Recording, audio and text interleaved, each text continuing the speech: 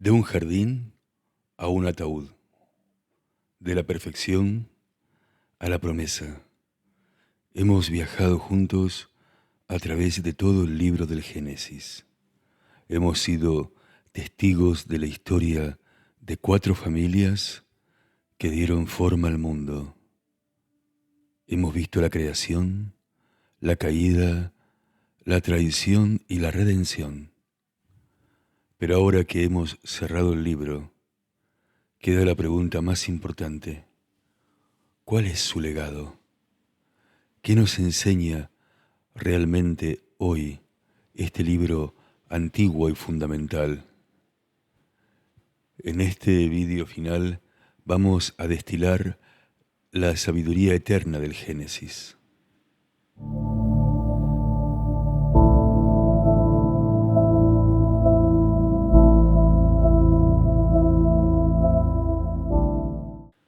Si leemos el Génesis superficialmente podría parecer una historia deprimente, una crónica del fracaso humano. Comienza con la desobediencia de Adán y Eva, continúa con la envidia asesina de Caín, se expande a una corrupción tan global que requiere un diluvio para limpiar la tierra. Y aún así, después del reinicio, la humanidad vuelve a caer en el orgullo colectivo de Babel. Cada vez que se presenta una oportunidad, parece que la humanidad elige el camino equivocado. Y este patrón no se detiene con los patriarcas. Abraham, el padre de la fe, miente sobre su esposa 2 veces por miedo a morir. Isaac, el hijo del milagro, crea una brecha en su familia por su favoritismo descarado hacia Esaú. Jacob, el hombre que recibe el nombre de Israel, construye su vida sobre una base de engaño y astucia.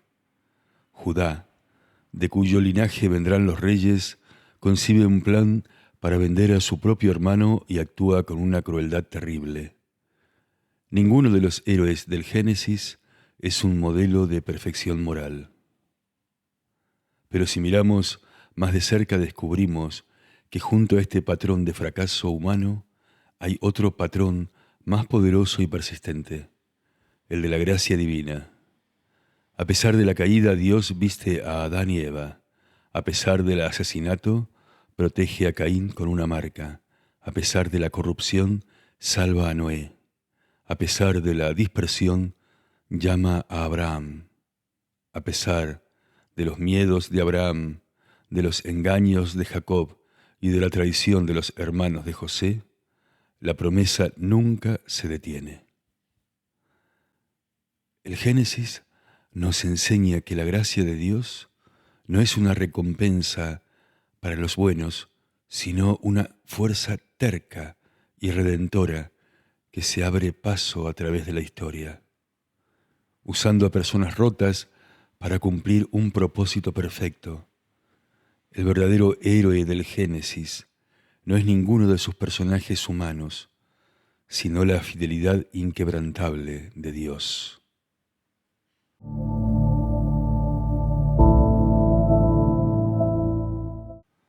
Otra de las grandes lecciones del Génesis es que la historia universal se escribe en el lenguaje de la intimidad familiar. Los grandes momentos que cambian el destino no ocurren en campos de batalla entre ejércitos, sino en las disputas dentro de una tienda.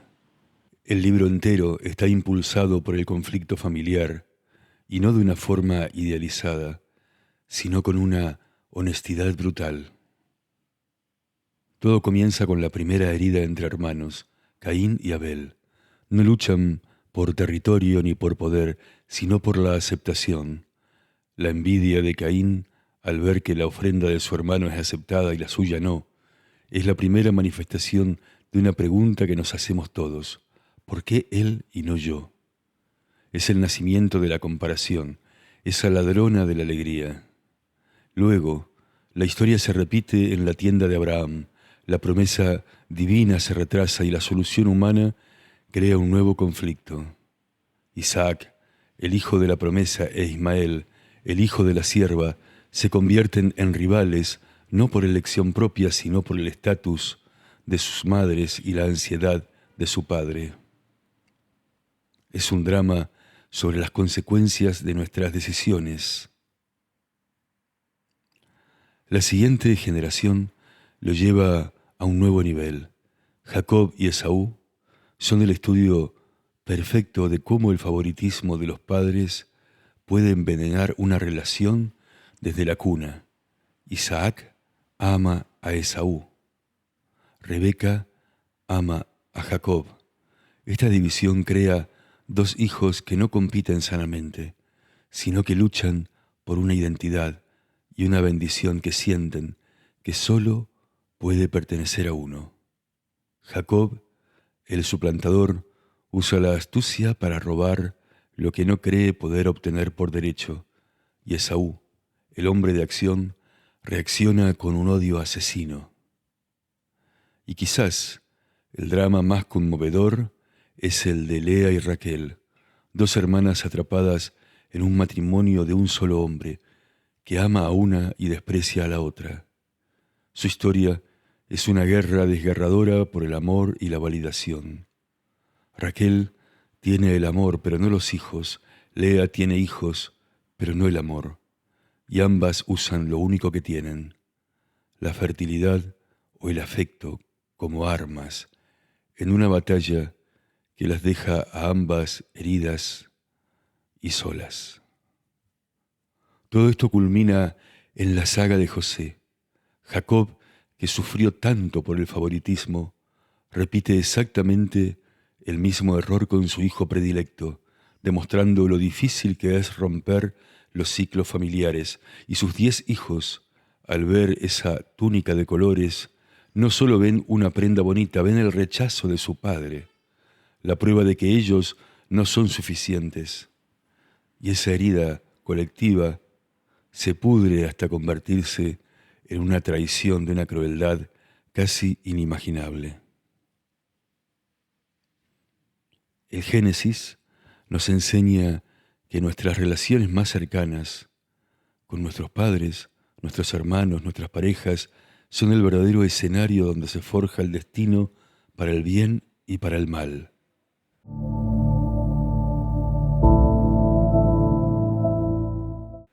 Si algo nos enseña el Génesis es que la fe y la paciencia son dos caras de la misma moneda. En nuestro mundo de inmediatez estamos acostumbrados a querer resultados ahora, a ver el fruto de nuestros esfuerzos de manera instantánea. Pero en el Génesis, las promesas de Dios casi nunca se cumplen de inmediato. Nos muestra una y otra vez que el plan divino se desarrolla a un ritmo que a menudo escapa a nuestra comprensión y a nuestras ansias de gratificación. Abraham, el patriarca de la fe, recibe la promesa de un hijo, una descendencia numerosa que formaría una gran nación. Sin embargo, tiene que esperar 25 largos años para verlo nacer, un tiempo en el que su fe fue probada y fortalecida.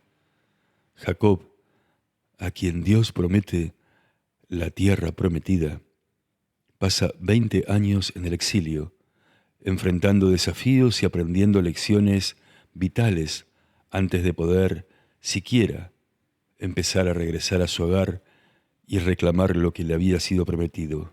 Y José, con sus sueños de grandeza y un futuro prometedor, pasa 13 años en la humillación de la esclavitud y la cárcel, un periodo de prueba que, aunque doloroso, lo preparó para un propósito mayor.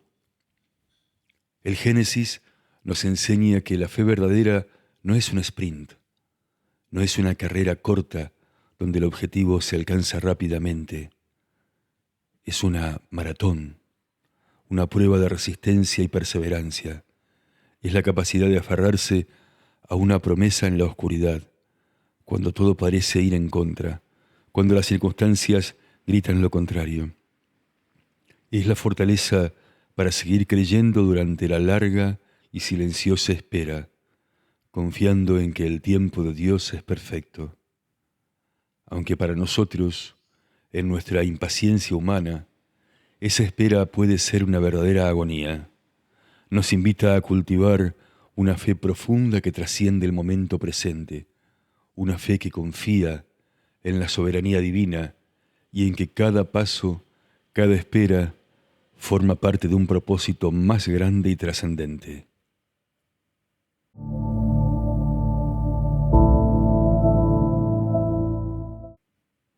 Finalmente, si nos alejamos y miramos el libro como un todo, vemos que la gran narrativa del Génesis es la de un viaje de ida, un viaje hacia el exilio. Comienza en un lugar perfecto, el Edén, un hogar donde la humanidad vive en la presencia de Dios, en armonía con la creación y su creador. Y termina 50 capítulos después con un ataúd en Egipto, la gran superpotencia mundial, pero una tierra extraña y opresiva, muy lejos de la libertad y la promesa. Adán es el exiliado del jardín por su desobediencia, perdiendo su hogar y su conexión directa con lo divino. Caín es el exiliado de su familia y de la tierra por su fratricidio, condenado a vagar sin rumbo fijo. La torre de Babel dispersa a la humanidad, fragmentando su unidad y su lengua, llevándolos a tierras desconocidas y a la desconfianza mutua. Abraham es llamado a ser un exiliado perpetuo, peregrinando por tierras que le son ajenas, dependiendo solo de la promesa divina. Jacob huye al exilio buscando refugio lejos de su hermano y de su hogar. Y José, tras una serie de tragedias, lleva a toda su familia al exilio en Egipto para salvarlos de la hambruna, una tierra que, aunque les ofrece sustento, finalmente los esclavizará. El Génesis termina con el pueblo elegido, como un grupo de inmigrantes, desarraigados y dependientes, lejos de la tierra que se les había prometido. Y este sentimiento de exilio, de no estar del todo en casa, de ser forasteros en tierra ajena, y el profundo anhelo de un día volver a la tierra prometida y a la comunión perdida con Dios, es quizás el legado emocional más poderoso del libro, resonando a lo largo de toda la historia bíblica y la experiencia humana. Y ahora nos miramos en el espejo. ¿Qué nos deja el Génesis? Primero, la liberadora lección de que tus fallos no te descalifican. En una cultura que exige perfección y oculta las debilidades, el Génesis nos presenta héroes de carne y hueso. Abraham, el padre de la fe, es también un hombre que miente por miedo. Jacob, el patriarca de Israel, es un manipulador. Judá, el ancestro de los reyes, es un traidor. Su fe no se define por la ausencia de errores, sino por su capacidad de levantarse, de seguir caminando, de volver a confiar incluso después del fracaso.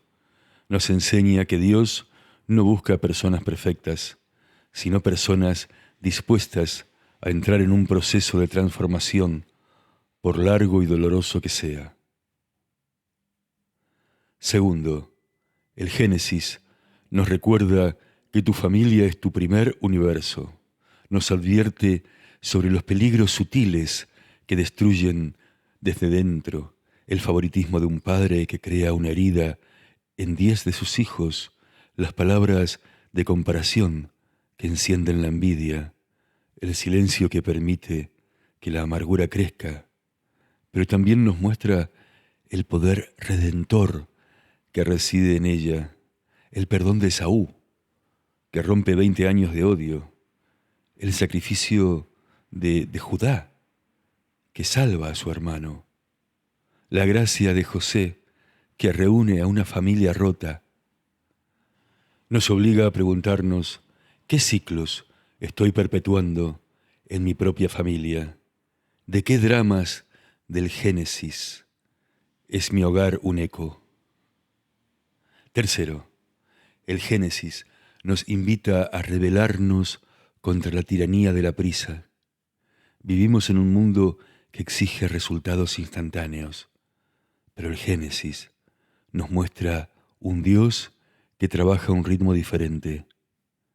La promesa de una nación tarda 3 generaciones en empezar a tomar forma. El hombre que será el Salvador de Egipto pasa 13 años en el pozo del olvido. Es una lección profunda sobre los tiempos muertos de nuestra vida, esos periodos en los que sentimos que nada pasa, que estamos estancados, olvidados. La historia de José nos enseña que es precisamente en la cárcel, en la oscuridad, donde se forja el carácter que será necesario para gobernar en el palacio. Nos enseña a tener fe en el proceso, incluso cuando no vemos el progreso. Y finalmente, el Génesis da nombre a ese sentimiento universal de no encajar del todo, a esa nostalgia por un lugar que no recordamos. El viaje desde el Edén hasta el ataúd en Egipto es el arquetipo del viaje humano. Todos en algún momento nos sentimos como exiliados, buscando un sentido de pertenencia, un verdadero hogar. El Génesis nos dice que ese sentimiento no es un error, no es una señal de que algo está mal en nosotros. Es la marca del jardín en nuestra memoria genética. Es el anhelo por una conexión perdida, por una armonía rota. Y es ese mismo anhelo el que nos impulsa a buscar un propósito, una redención y en última instancia un camino de vuelta a casa. Gracias por acompañarnos en este increíble viaje a través del libro del Génesis. Ha sido un honor explorar estas historias fundacionales con ustedes, descubriendo su profunda relevancia para nuestro mundo de hoy.